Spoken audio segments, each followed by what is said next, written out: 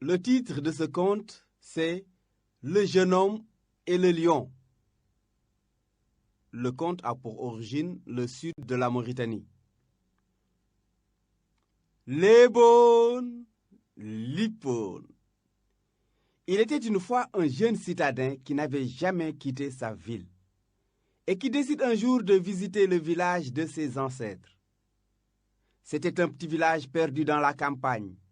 Il était situé près d'une grande forêt. Et dans cette forêt, il y avait beaucoup de fauves et surtout des lions. Le jeune homme n'avait jamais vu de lion, ni à la télévision, ni en photo. Il faut dire que ces produits de la modernité n'étaient pas connus en ces temps-là chez nous.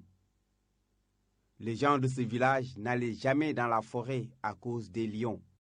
Un beau matin, le jeune citadin qui s'appelait Demba débarque dans le village de ses ancêtres.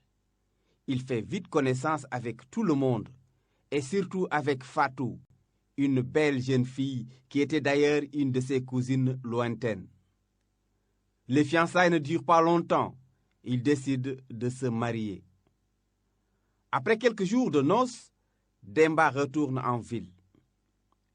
Une année plus tard, il décide de retourner au village pour s'y installer définitivement avec Fatou. Parce qu'entre-temps, Fatou a eu un garçon. Pour marquer sa venue et montrer sa bravoure, Demba propose à sa femme une promenade dans la forêt. Cette dernière surprise lui dit « Mais tu es fou, tu veux que les lions nous dévorent tous les deux ?»« Tu vas voir, dit Demba, je vais te montrer que je ne suis pas un poltron, que je n'ai pas peur comme les gens de ton village. Suis-moi et d'ailleurs tu vas amener notre enfant avec nous. » La mort dans l'âme, Fatou obéit à son époux. Arrivé à l'orée de la forêt, soudain un chacal sort d'une touffe d'herbe.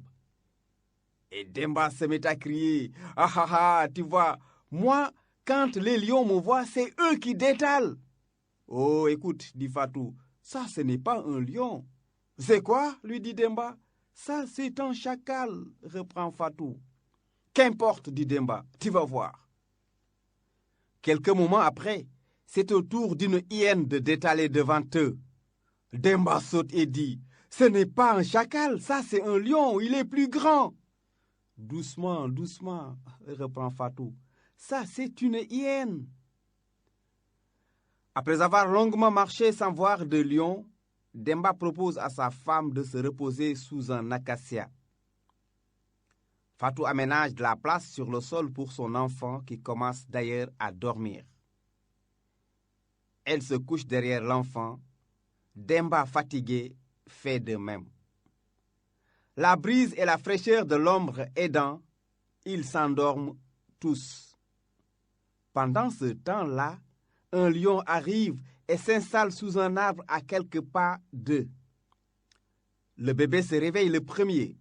Il voit l'animal et à quatre pattes s'approche du lion. Et il commence à jouer avec sa queue. Fatou à son tour se réveille. Elle aperçoit son enfant en train de jouer avec le lion. Et là, elle réveille son mari. « Djogol, Djogol, lève-toi, lève-toi, Demba, lève-toi. Notre enfant est en danger. Il joue avec un lion. » Demba se redresse et il voit l'animal. Et là, il dit « Ah bon?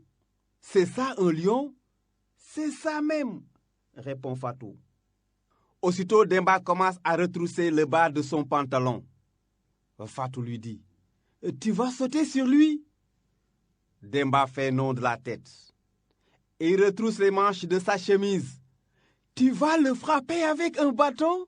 demande à nouveau Fatou. Il fait non de la tête. Et il dit à Fatou « Donne-moi ta main, donne-moi ta main. Tu vas fuir ?» questionne Fatou. « Oui, s'il plaît à Dieu, répond Demba. « Et notre enfant, dit Fatou en pleurant. « On en fera un autre, crie Demba, on en fera un autre. » Qui déjà a commencé à courir. Mais heureusement pour le bébé, ce n'était même pas un lion, mais une lionne qui l'avait même donné un peu de son lait. Mon conte est fini. Celui qui respire le premier ira au paradis.